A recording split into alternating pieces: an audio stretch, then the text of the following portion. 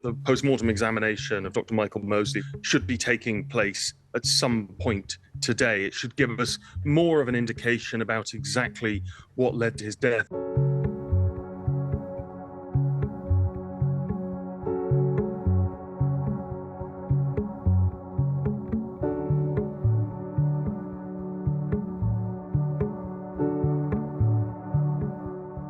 Anyone who met Mike will always smile because he was such a loving, kind, generous person.